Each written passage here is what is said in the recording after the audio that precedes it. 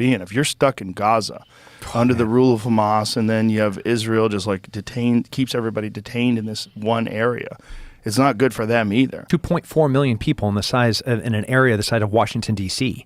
Yeah. And I like to use the word stuck because they are.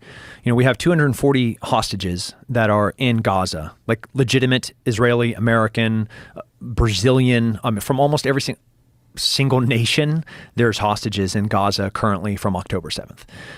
But the 2.4 million people, the Palestinians that live in Gaza, they are being held hostage by 30 to 40,000 radical Hamas and about 7 other radical organizations that are terrorist organizations.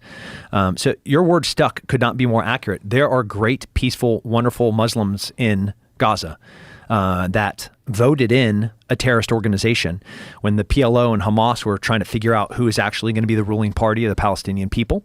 Hamas won out, and now they are the size of a cartel, being funded $70 million a year from Iran is being pumped into Hamas. And all they're doing is taking every little bit of humanitarian aid and converting it into military resources. And those poor people, those poor Palestinians are trapped in between all of this.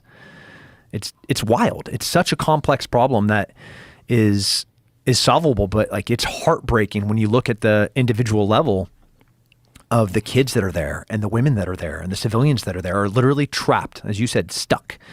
And if you're Israel, how do you fix it? If you're Palestinian, how do you fix it?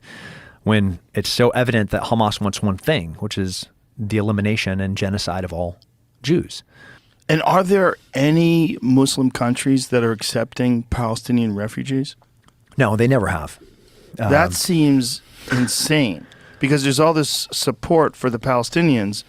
If you're Islamic, if you're a Muslim and you want to support these Muslims, wouldn't you support the idea that your country, this Muslim country, would accept those people and they could be in a place where they could be free? Yeah, 22 Arab nations, over 40 Muslim nations internationally, right? There's one Jew nation. And that one Jew nation, Israel, has done more for the Palestinian people than any other nation ever. So it's ludicrous and it's insulting to the Palestinian people to start throwing stones at Israel when in fact they're the only group that has been trying to protect and in any administrative way provide food, water, and resources to the people that are there. Over 40 Muslim countries, not one of them is accepting any Palestinian refugees. What is the answer to that? Like, why? They're a problem that is with the radicals that are embedded inside of them. How do you differentiate between who is a peaceful Muslim Palestinian to who is a radical that is working for Hamas? Like, how do you do that?